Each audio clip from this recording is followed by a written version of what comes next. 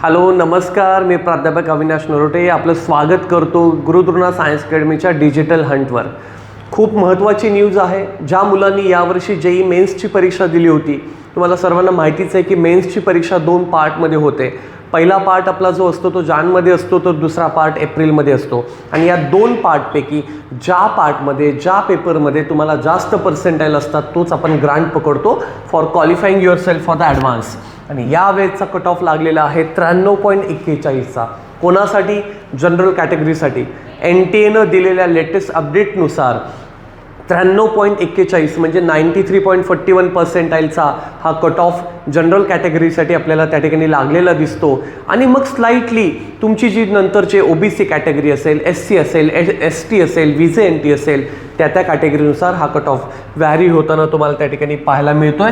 यावेळची सगळ्यात महत्त्वाची ती न्यूज आहे. महाराष्ट्र राज्यातून 2 जणांना तर तब्बल भारतातल्या 26 जणांना यावर्षी जेई ॲडव्हान्स मेन्सच्या सेकंड अटेम्प्टमध्ये 100 पर्सेंटाईल गुण मिळालेले आहेत. त्यामुळं या 26 जणांचं तर विशेष कौतुक आहेच, पण ज्या वेगळ्या बाकीच्या मुलांना जे वेगळे पर्सेंटाईल आलेले आहेत त्या सगळ्या मुलांनी आपापल्या पर्सेंटाईलनुसार आपला कट ऑफ चेक करणं गरजेचं आहे. आणि त्या कट ऑफप्रमाणे जर तुमची ऑल इंडिया रँक ही 2,50,000च्या दरम्यानची आली असेल तर हेच पहिले 2.5 लाख मुलं ॲडव्हान्ससाठी पात्र त्या ठिकाणी झालेले आपल्याला पाहायला मिळतात. एलिजिबिलिटी क्रायटेरिया NTA काय सांगितलं आहे पहिल्यांदाच की ॲडव्हान्ससाठी कोण एलिजिबल असणार आहे की जे पहिले 2,50,000मध्ये सक्सेसफुल कॅन्डिडेट असतील ते, म्हणजे all India rank 1 to all India rank 2,50,000 पर्यंत आलेला सगळा स्कोर ज्या मुलांचा कॅटेगरी वाईज मी सांगतोय ज्यांचा आला असेल ते त्या ठिकाणी एलिजिबल असणार आहेत. नंबर 1. दुसरा क्रायटेरिया काय की जी मुलं ऑक्टोबर 2001 नंतर जन्मलेली आहेत, म्हणजे एजनुसारचा हा दुसरा क्रायटेरिया आहे, तो तिथे आपल्याला त्या ठिकाणी पाहायला मिळतोय. तिसऱ्यांदा कोण एलिजिबल आहे? असे कॅन्डिडेट जे 2 वेळा जेई ॲडव्हान्सचा पेपर दिलेली आहेत अशी मुलं त्यासाठी एलिजिबल आहेत. आणि चौथा आपल्यासाठी क्रायटेरिया आहे तो म्हणजे इयत्ता 11वी आणि 12वी NCERTच्या करिक्युलमप्रमाणे किंवा स्टेट बोर्डच्या करिक्युलमप्रमाणे पास झालेली मुलं त्या ठिकाणी एलिजिबल आहेत. जरा क्रायटेरियानुसार आपण बघू शकतो इथे की ही 2.5 लाख मुलं नक्की कोणकोणत्या क्लस्टरमधून कशी सिलेक्ट झाली आहेत. ओपन PWDमधून कोण गेलेले आहे? जवळपास 1,01,250 मुलं त्यातून सिलेक्ट झालेली आपल्याला त्या ठिकाणी पाहायला मिळत आहेत. त्यानंतर general category general EWS plus PWDमधून जवळपास 25,000 मुलांचं सिलेक्शन झालं आहे. OBC दोन्ही कॅटेगरी NCL प्लस PWD मिळून जवळपास आपल्याकडे 67,500 मुलांचं सिलेक्शन झालं आहे.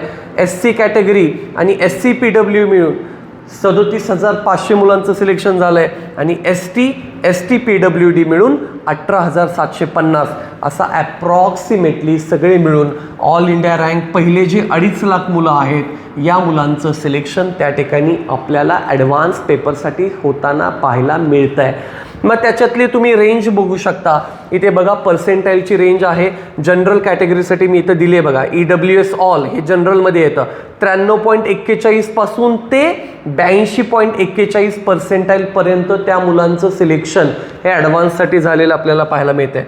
OBC ऑलमध्ये तुम्ही बघू शकता 93.41 पासून ते 80.92 पर्यंत इतका खाली तो कट ऑफ आपल्याला आलेला पाहायला मिळतोय. तोच SC साठी कितीपर्यंत आला आहे? 63.91 पर्सेंटाईलपर्यंत आला आहे. आणि तोच ST साठी अगदी 52.01 पर्सेंटाईलपर्यंत हा कट ऑफ आला आहे. त्यामुळं हे कट ऑफ असे आपल्याला कॅटेगरीप्रमाणे व्हॅरी होताना पाहायला मिळतात. सगळ्यात महत्त्वाची गोष्ट म्हणजे 23 एप्रिलपासूनच, म्हणजे आज 25 तारीख आहे, मागच्या 2 दिवसांपासूनच ॲडव्हान्ससाठी फॉर्म भरण्याची प्रोसेस चालू झालेली आहे. आणि ती कधीपर्यंत आहे तर 23 पासून 2 मेपर्यंत ही प्रोसेस आहे. जर तुमची ऑल इंडिया रँक ही पहिल्या 2.5 लाखांमध्ये आलेली असेल then yes you are making yourself eligible and qualify for the JEE advance paper. मग जर तसं असेल तर तुम्ही ॲडव्हान्सचा पेपरचा फॉर्म भरू शकता. 2 मेपर्यंत त्याची मुदत आहे. जर 2 मेपर्यंत चुकून तुमचा फॉर्म भरून नाही झाला तर 4 मेपर्यंत तुम्ही तो भरू शकता विथ लेट फी. आणि त्यानंतर तुम्हाला 11 मे ते 17 मे या दरम्यान तुम्हाला तुमचे ॲडमिट कार्ड त्या ठिकाणी अवेलेबल होणार आहेत. ॲडमिट कार्ड तुम्हाला तुमच्या त्याच वेबसाईटमधून जाऊन तुमचा लॉग इन ID आणि पासवर्ड तुम्हाला त्या ठिकाणी एंटर करणं गरजेचं आहे. त्याच्यावर तुमचे ॲडमिट कार्ड्स तुम्हाला मिळणार आहेत. काय असणार आहे फी स्ट्रक्चर ॲडव्हान्ससाठीचं? जर तुम्ही फिमेल असाल, फिमेल कॅन्डिडेट्स असाल किंवा SC ST आणि PWD मधले कॅन्डिडेट असाल, मग फिमेल असो किंवा मेल असो, तर तुम्हाला 1600 रुपये फी आहे आणि ऑल अदर कॅन्डिडेट्सला 3200 रुपये फी आहे. तर हे जरा सगळ्यांनी लक्षात ठेवा. हा फी क्रायटेरिया खूप महत्त्वाचा आहे.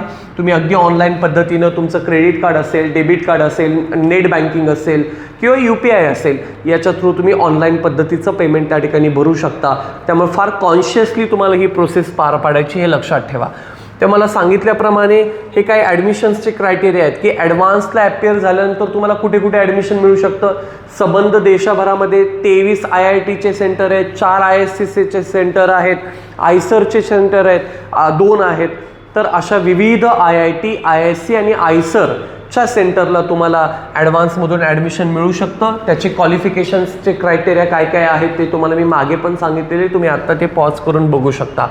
कधी आहे आपला ॲडव्हान्सचा पेपर? ॲडव्हान्सचा पेपर आहे 17 मेला, संडेला पेपर आहे आणि तो पेपर तुमचा त्या ठिकाणी 9 ते 12 ह्या इंडियन स्टँडर्ड टाईमप्रमाणे 9 ते 12 3 तासांसाठीचा तुमचा पेपर असणार आहे. पेपर 1. पेपर 2 कधी असणार आहे? तर तुमचा पेपर 2 साधारणपणे 2:30 वाजता चालू होतोय, 2:30 ते 5:30 या वेळेमध्ये तुमचा पेपर 2 सेम डेला असणार आहे. तर अशा पद्धतीनं, आणि तुम्हाला जर अधिक माहिती काही हवी असेल ॲडव्हान्सच्या पेपरसाठी तर स्क्रीनवर बघू शकता. वेब पोर्टल त्यांनी दिलं आहे, JEE.advance.ac.in या वेबसाईटवरती तुम्ही जाऊ शकता आणि तुम्हाला जर काही अधिकची माहिती ॲडव्हान्सबद्दलची हवी असेल तर तुम्ही त्या ठिकाणी विचारू शकता. आपला गुरुद्रोणा सायन्स अकॅडमीचं ॲडमिशन सेल आहे, विद्यासेतू कन्सल्टन्सी आहे.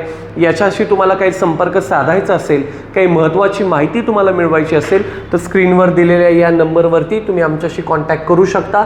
आपली अकॅडमी ही JEEसाठी पण प्रिपरेशन करते, नीटसाठी पण करते आणि या वर्षीपासून स्पेशली आपण NDAची पण बॅच आपल्या अकॅडमीमध्ये चालू करतोय.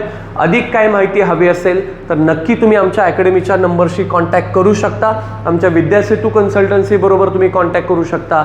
त्यामुळं माझ्या तर तुम्हाला ॲडव्हान्सला क्वालिफाय झालेल्या सर्व मुलांना शुभेच्छा तर आहेतच, पण जर तुम्ही ॲडव्हान्सला क्वालिफाय झाला नसाल तर घाबरू नका.